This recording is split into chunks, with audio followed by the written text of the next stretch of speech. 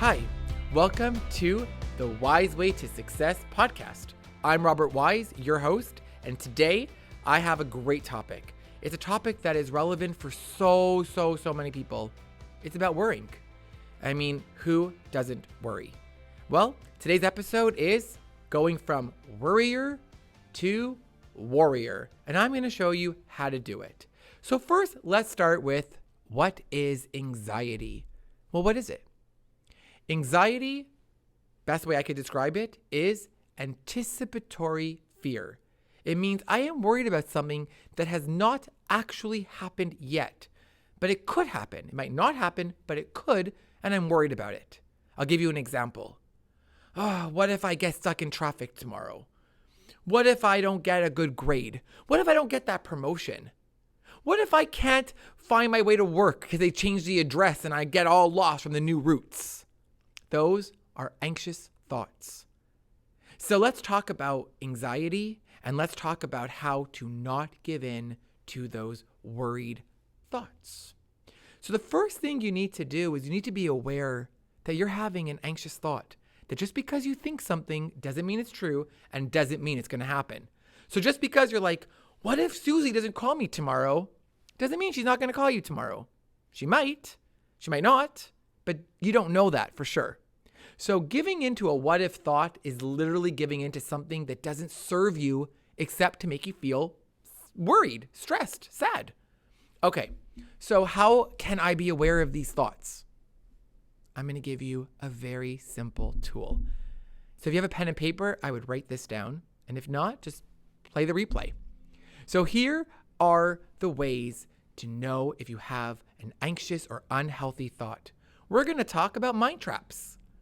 Yes, mind traps, also known as cognitive distortions. So what are they? And they don't sound good. So how do I get rid of them? Well, let's talk about them. I'm going to give you a list of some of the big ones. There's lots of cognitive distortions and mind traps, but here are the top ones that I hear and see a lot. Catastrophizing. You go to the worst case scenario. You know, I wouldn't answer the phone when I was a kid. My mom goes to, he's dead. I mean, we're talking catastrophizing. Worst case scenario. Then we have black or white thinking, also known as all or nothing. It's either good or bad, right or wrong. Jumping to conclusions. Fortune telling. Mind reading. Mental filtering. The word should is a mind trap. I should go to the gym more. I shouldn't have done that. Mind trap. The word never and always. I'm always late. I'm never on time. Really? There's never been a time you have been on time? And you are always late? So we need to be mindful of the way we speak to ourselves and if we're falling into a mind trap. So a thought like, I just know tomorrow I'm going to have a bad day.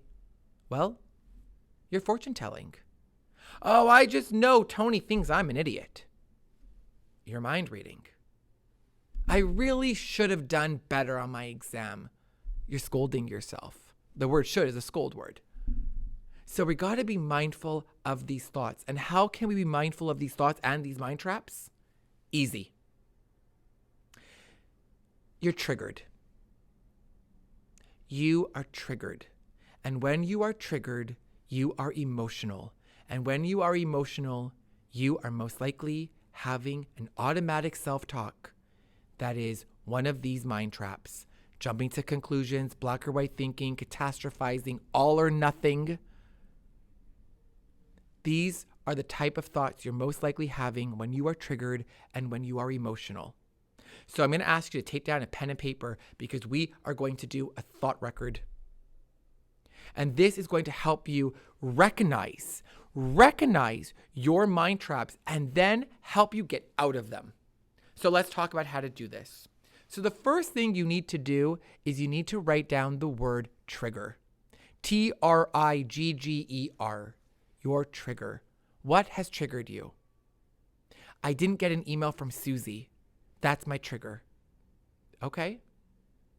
And what emotion did you have from that trigger? So write down the word emotion. I felt angry, sad, worried, stressed. Okay. And now write down the words automatic self-talk.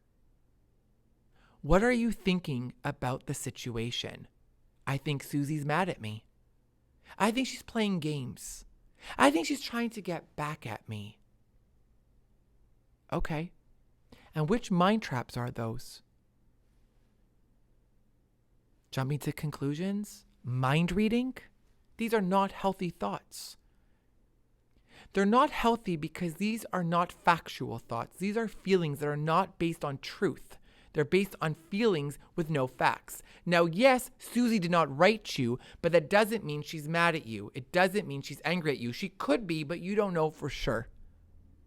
So the key here is to not give in to these thoughts. Just because you think something doesn't mean it's true.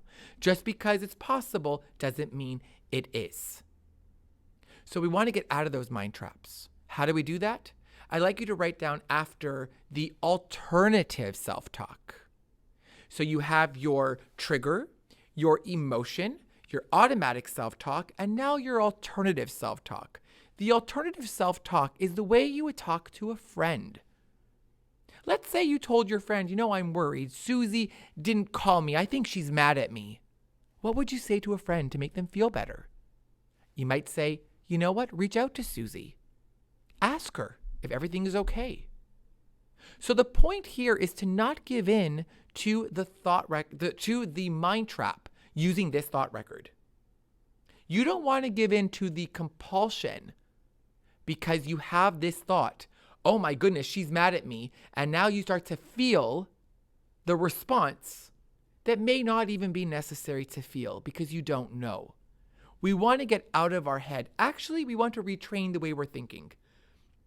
And the only way to retrain the way we're thinking is to challenge these thoughts.